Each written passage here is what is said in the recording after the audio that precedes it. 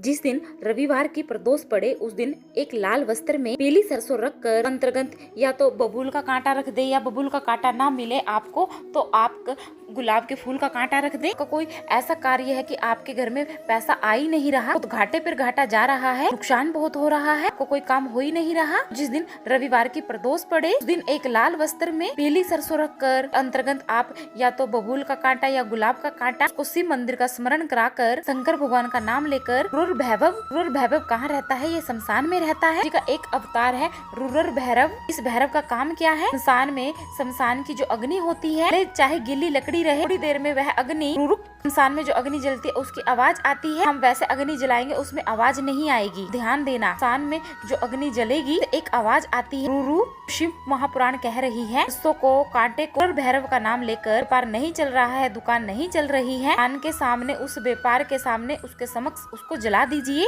उपाय सिर्फ रवि प्रदोष के दिन ही किया जाता है। सुख का आह्वान कराते हैं, व्यापार की उन्नति के लिए, सुख समृद्धि के लिए, लक्ष्मी के लिए उपयोग किया जाता है। पर जो दारुक नाम का असुर है कारण है कि मैं मरूं, मुझे मना नहीं है। रामदेव नंदी का जो एक पाँव ऊपर की ओर होता है, दर्शन किए होंगे नंदी जी के। नंदी का एक पाँव उठा हुआ होता है, नीचे की ओर होता है। हड्डी से जुड़ा हुआ रोग, नेत्रों से जुड़ा हुआ रोग, मस्तिष्क से जुड़ा हुआ कोई रोग आपको रहता है। एक नीले रंग का फूल आता है, नीले रंग के फूल में हल्दी डालकर वार का प्रदोष पड़ने पर नंदी जी के पाँव के पास अर्पित कर देता है, उसका रोग धीरे धीरे समाप्त होने लग जाता है। पुराण कहती है कि नंदीश्वर भगवान के सामने जो पुष्प अर्पित किया जाता है, लिखा गया था कि ये तो सकंद पुराण में लिखा गया है। लिंग पुराण कहती है जो फूल आपने अर्पित किया तो पानी की बाल्टी में लाकर आप स्नान भी कर सकते हैं। उससे भी हड्डी के कितने रोग होते हैं, उससे भी आपको आराम लगने लगता है।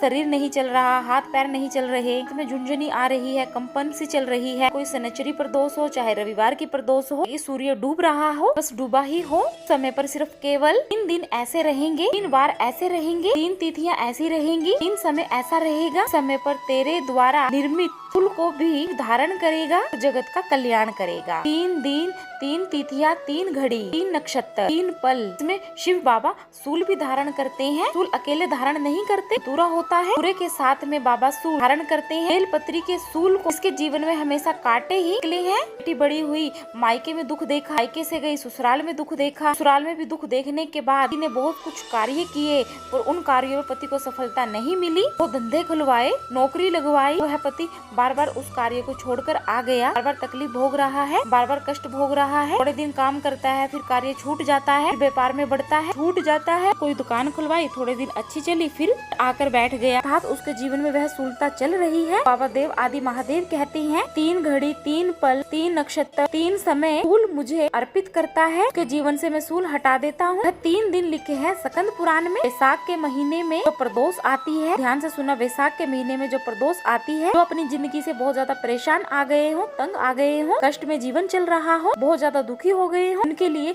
ये सकंद पुराण का चरित्र फिर मिले या ना मिले, आप प्रेम से सुन लीजिए। पहला, वैशाख महीने की प्रदोष, चाहे वह शनिचरी प्रदोष हो, चाहे वह रविवार की प्रदोष हो, सोमवार की प्रदोष हो, मंगलवार की प्रदोष हो, वैशाख महीने की प्रदोष होनी चाहिए। सूर्य डूब रहा हो, डूबा ही हो, समय पर सूर्य के डूबन के तुरंत बाद बाबा को धतूरे के साथ बेलपत्री ना चढ़ाते हुए बेलपत्री के वृक्ष के 7 कांटे बाबा के शिवलिंग पर आप अर्पित करें। अपनी जिंदगी की अड़चनों को हटाने के लिए आप जिस व्यापार में उतरे, जिस व्यवसाय में उतरे, इस नौकरी के लिए आप जाए, कार्य को आप दिल से करें तो तरक्की जरूर मिलेगी। आप हार नहीं सकते, नीचे नहीं आ सकते, उन्नति पर ही चढ़ेंगे। वैशाख मास प्रदोष, दूसरा शिवरात्रि के दिन मध्याह्न का समय, बड़ी शिवरात्रि होती है माघ के महीने की, शिवरात्रि के अंतर्गत मध्याह्न का समय, दोपहर के ठीक 12 बजे, कोई सा ही दिन हो, रात्रि बस जिस दिन भी पड़ रही हो, दिन भी धतूरे के साथ को 7 कांटे बेलपत्री के वृक्ष के अर्पित होते हैं। इसमें जो शिवरात्रि के कांटे दोपहर 12 बजे वाले, कोई मदिरा पीने वाला हो, कोई नशे में डूबने वाला हो, कोई जुआ खेलने वाला हो, गलत